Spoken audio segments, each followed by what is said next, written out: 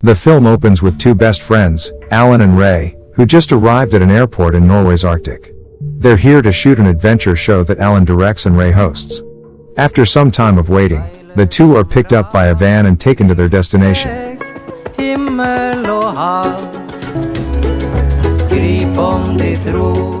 They are dropped off a few hours later at a fishing port, where they're about to hop onto a tour boat. Upon their arrival at the port, they're greeted by a man named Sean, who they hired just 2 days ago to pose as a cameraman during their tour. Sean is also revealed to be an ex-army brat who has never done a travel show or any kind of that. Now that they're aboard, Alan, Ray, and Sean, along with the rest of the tourists, are greeted by a quirky tour guide named Jim. Jim is jolly, and the tourists who came from various countries seem delighted to listen to his introduction.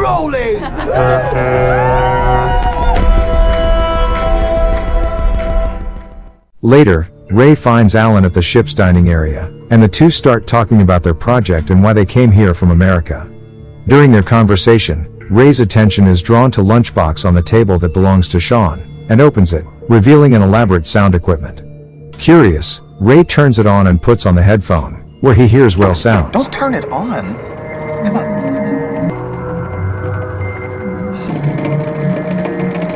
Alan doesn't agree with Ray's action, but Ray even gets Alan to put it on to listen to. After only a few seconds, the two rush to put everything back into place shortly before Sean returns to the table. A few hours pass and Alan is in his cabin, texting his wife. It is revealed by his text that he had a fight with her, and he's been trying to apologize. But his messages go undelivered since there seems to be no service in the area. After that, the three men begin to shoot the intro for their show on the dock with Jim the tour guide. Okay, and cut. Just as they wrapped up, Ray comes across a seagull with bloody eye sockets, and is a little creeped out but makes nothing of it. You must be seeing things. Ray then goes to find Alan, who is sitting at the bar looking a little glum, and tries to console him. But Alan only gets more annoyed, and tells him that the reason he's fighting with his wife in the first place is because he's always away filming their show. Not long after, the two are interrupted when they hear a commotion outside. The rest of the tourists on the boat are watching the horrific sight of a walrus killing its calf in cold blood on top of an iceberg. They all stand there, shocked and horrified, including Ray, who had witnessed two strange things that day. To calm the atmosphere, Jim the tour guide summons his passengers to a barbecue out on the dock, where he explains to them that they're having local whale meat. While everyone else delves in, Ray tells Alan that he refuses to even try the whale meat because it's gross. After eating the whale meat, Alan announces that he's having stomach issues, and excuses himself to the bathroom. Ray then goes to the back of the boat to find Alan, and the two have a chat. Meanwhile, Sean is outside filming the tourists on the boat, and then all of a sudden,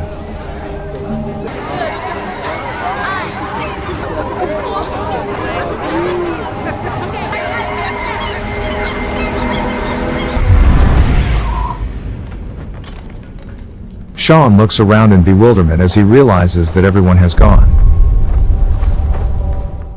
As Ray and Alan return to the dock, they are confused to find it quiet, and the things that the other passengers have left behind. They try to find the rest of the passengers in every space on the boat.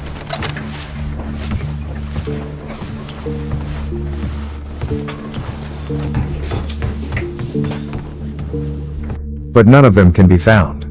Ray, Alan and Sean converge, and Sean tells them that he has no idea of what happened.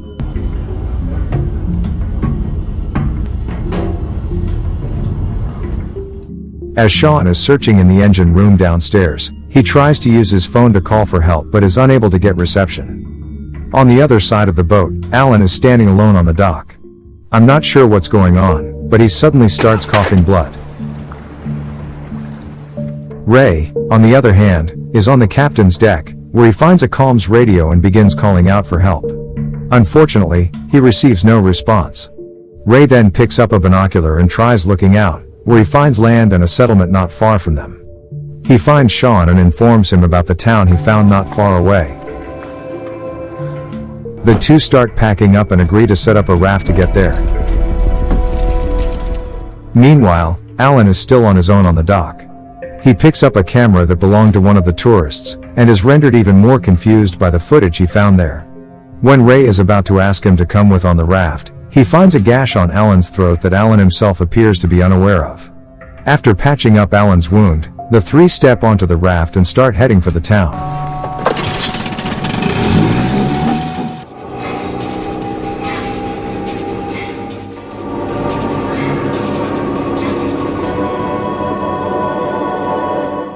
Once they reach land, Sean suggests that they stay together, because he senses that something is off.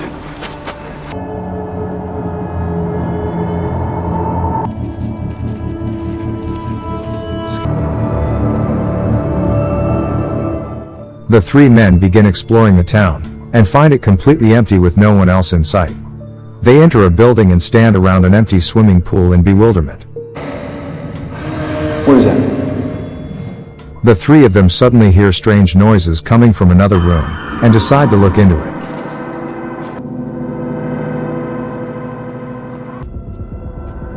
As they venture along the empty halls, they find a dying stag inside one of the rooms, wounded and bleeding out of its mouth.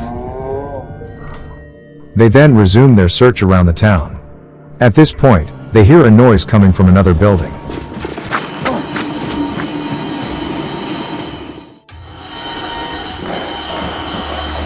They then find a TV displaying static waves, and Ray kicks it in frustration because he was hoping for something better. Alan suddenly starts groaning and collapses to the ground. He then rolls up one of the legs of his pants to reveal yet another gash. With Alan in such poor condition, Sean announces that they should continue exploring, and Ray comes with. Alan, however, tells them that he's going to stay there because he can't carry on with his wounds and worsening health. Some time after Ray and Sean left, Alan seems to be delirious. He begins walking outside the building, and keeps on walking until he's in the middle of nowhere, but all of a sudden, a polar bear approaches and it has gashes on his body as well. Luckily, instead of attacking Alan, the polar bear leaves him alone and walks away. What's behind all of those wounds has remained a mystery up to this point. On the other side of the town, Ray and Sean find what looks like an apartment building with lights coming from several of its windows. They excitedly enter it, thinking that someone might be inside. Sean and Ray split up, right before Sean hears music coming from one of the rooms. He enters it and finds a vinyl player playing, with no one inside the room. Meanwhile, Ray enters one of the rooms to find a hot bowl of soup left unattended on the table. He tries to process everything that's been happening, right when he hears and sees a flare shot up to the sky outside. He gets away from the building to check it out and finds Alan, looking bewildered and exhausted. Ray then takes him inside the building. Meanwhile, Sean opens the sound equipment inside his lunchbox and listens to it. It still isn't clear what exactly he's listening to, or why he does it. Back to Alan, his condition seems to have gotten worse. He takes out the camera he found on the boat again to resume viewing the video he saw earlier. Heute essen wir zum ersten Mal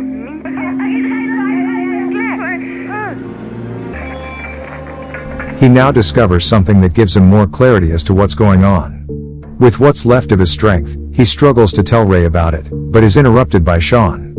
Ray tells Sean that they should leave the town, and go back to where they were before as soon as possible, especially given Alan's condition. Sean appears to be opposed to the idea, claiming that it will take 4.5 hours to get there, and that they will be dependent on the weather. But Ray insists and tells him he's going to go out and look for some fuel for the boat. Therefore, Sean hands Ray the rifle he's been carrying before Ray goes, in case he encounters a bear. Now that Ray is gone, Sean approaches Alan with the lunchbox in hand, and puts the headphones on the weak Alan. As Sean begins to play the sounds from the box, Alan falls asleep. When Alan wakes up, he starts screaming in pain, and Ray returns just in time to help Alan. Amid his pain, Alan asks Ray to watch the recording on the camera he found. Ray does, and finds that in the video, Sean was recording on the dock the whole time when the people suddenly disappeared. Distraught by what he saw, Ray bolts outside the building in search of the truth from Sean behind this bizarre event. said you were in the bathroom. Where are you hiding? He manages to pin Sean down, until Sean yields and promises to tell him the truth. It is at this point that Sean confesses that he's a hired mercenary, who was sent to take on the trip just to film the capabilities of a supersonic weapon. He believes that people who are exposed to the radiation have been vaporized or have been affected in some way by the weapon. But he can't go into detail because he doesn't know what happened, and his field of view shifted, before he realized they were gone. Sean then explains that the device he carries inside the lunchbox serves as some sort of a protecting shield, that would render someone immune from the weapon's impact. Hence, the reason why Alan and Ray didn't disappear like the rest of the people on board was because they listened to the device earlier. However, Alan fell ill because he consumed the whale meat, which was contaminated by the radiation spread by the device. Sean also mentions that the device works as a safeguard, not a cure, so it won't be able to cure Alan at this time. Plus, he says that they were supposed to get him from the boat, but he can't reach them since the satellite phone they gave him didn't work. Ray listens with disbelief, shocked to hear that such a weapon could possibly exist. Later, Ray tends to Alan's wounds while encouraging him to stay awake, but Alan seems to have already come into terms with the fact that he's going to die. Ray then tells Alan to look at his family's photo and leaves the room. While Ray waits outside, Alan records a goodbye video for his wife and kids, where he tells his son to take care of his mother, and that he'll be home soon. After Alan is finished, he hands Ray his phone and tells Ray to make it home safe, so that he'd be able to show the video to Alan's wife and kids. With a heavy heart, Ray takes the phone and leaves him. However, uncertain that he himself is going to make it out alive, Ray puts the camera and some kind of evidence inside a waterproof bag and throws it out to the sea, hoping that someone else would find it. It is only at this point that Sean's employer message can be received by Sean, which informs him that they'll be there in 30 minutes. Upon hearing the news, Ray rushes to take Alan, saying that they will get home soon. Ray picks up Alan and carries him with a wheelbarrow.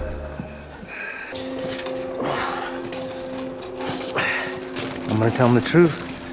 There's 2 survivors. You better not fuck us. They stop to rest inside a building, and after seeing the state that Alan's in, Sean tells them that he's going to go to the extraction point alone, and that he really hopes his employer would be able to do something about Alan's condition. Just a few seconds after Sean takes off,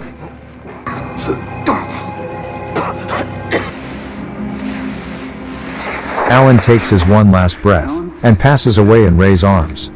Ray cries in grief and sorrow, not believing that their nature show project would end up this way.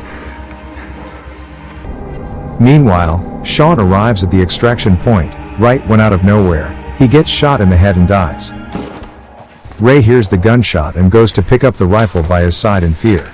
Suddenly, the phone in the room rings. It is not revealed whether or not Ray decides to take the call. Well, the film leaves us with many plot points unresolved, including one major plot point. And the next scene shows the view of the waterproof bag floating on the ocean.